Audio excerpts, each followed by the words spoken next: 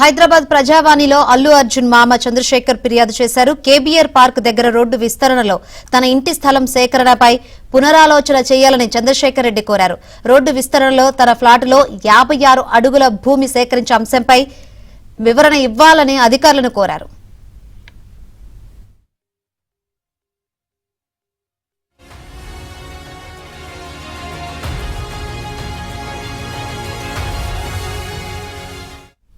తన ఇంటి స్థలం సేకరణపై పునరాలోచన చేయాలని చంద్రశేఖర్ రెడ్డి కోరారు. రోడ్డు విస్తరణలో తన ఫ్లాటులో 56 అడుగుల భూమి సేకరించే అంశంపై వివరణ ఇవ్వాలని అధికారులను కోరారు.